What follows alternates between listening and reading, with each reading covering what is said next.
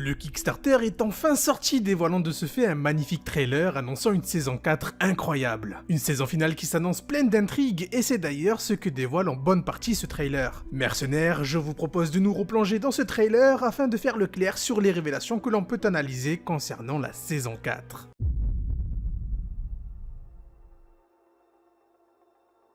Pour rappel, la saison 4 n'est en réalité que la partie 2 de ce que la saison 3 nous a présenté. Une saison qui s'est terminée avec la destruction de la dimension d'Europo et un cliffhanger où nous voyons le royaume des dieux, l'Inglorium, complètement dévasté. Un rappel par lequel semble commencer le trailer afin de nous replonger dans les aventures de la confrérie du Tofu, là où nous les avions laissées. Par la suite, on se retrouve sur le monde des 12 et plus précisément le royaume Sadida qui est à peine reconnaissable. Un royaume où seule la forêt entourant l'arbre de vie a subsisté. Le reste s'est complètement transformé en un désert aride. Une indication à mes yeux qui semble nous expliquer que la fin des cataclysmes d'Ogrest, alliée à un autre événement, semble amorcer forcément une décrue du monde des 12, changeant de nouveau la face du monde. On peut noter aussi d'énormes portails héliatropes lévitant au-dessus de la forêt du royaume Sadida, mais contrairement à ce que beaucoup semblent penser, je ne pense pas qu'il s'agisse d'héliatropes, mais plutôt d'un tout nouveau peuple qu'a fondé Hugo, comme une renaissance des héliotropes à travers lui, ce qui nous expliquerait la révérence qu'ils peuvent avoir qui semble être à la limite de la dévotion qu'on a pour une divinité. Un royaume Sadida qui semble d'ailleurs être entièrement sous sa coupe. Par la suite, on observera une sorte d'attaque qui semble viser ce qu'il reste du royaume Sadida, une attaque vraisemblablement qui a réussi son coup à voir le reste du peuple de Hugo ainsi que l'état de son trône.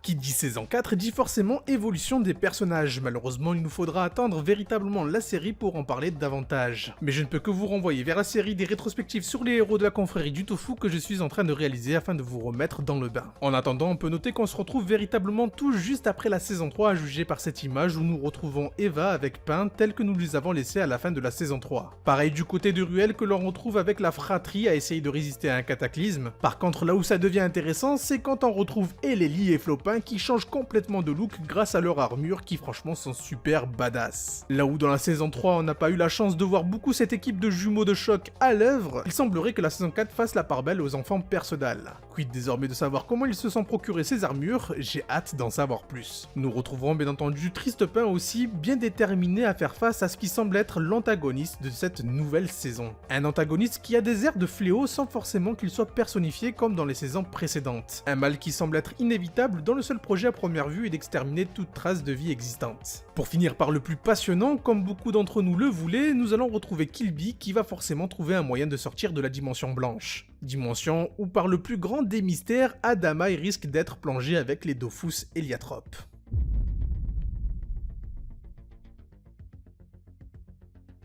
Forcément, lorsqu'on parle d'Adamai, on parle de Hugo avec lequel il partage sa destinée. Et franchement, quel plaisir de le voir définitivement abandonner sa forme d'enfant. Une véritable plaie qui empêchait ce personnage de prendre toute l'envergure qu'il devait prendre et ça saute aux yeux. En prenant de la taille, Hugo a pris une dimension plus sérieuse et correspond bien mieux au rôle de héros principal de la série. Il semble désormais empreint d'une certaine mélancolie, comme s'il savait des choses qui ne lui permettent plus de retrouver ce sourire qu'il arborait constamment dans les premières saisons. Peut-être est-ce lié à Adamai? Personne ne peut le savoir pour le moment. Un changement de design aussi pour ressembler davantage à Oropo, ce qui est logique vu que ce dernier devait représenter son alter ego quelque part. Je soupçonne d'ailleurs le fait qu'Oropo soit décédé et intègre l'intégralité du vécu des héliotropes en Hugo à l'origine de cette poussée rapide ainsi qu'à ce nouveau tempérament qui donne des airs très adultes à notre héros. Et afin de conclure en beauté, nous allons être témoins de sa transformation, une transformation où il arbore désormais deux épées, une épée de Wakfu et une autre de Stasis. Comme si désormais il avait une part d'ombre en lui créant de la Stasis mais avec lequel il arrive à tenir une certaine osmose. Un style de combat qui s'en va forcément changer et que je suis très impatient de découvrir.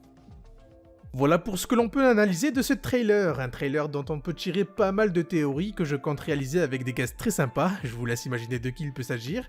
En attendant, n'hésitez pas à laisser libre cours à vos idées en commentaire, j'ai hâte de lire vos propres théories, aussi farfelues soient-elles. J'espère que vous aurez passé un bon moment à mes côtés, c'était Zaki, pour vous servir, ciao.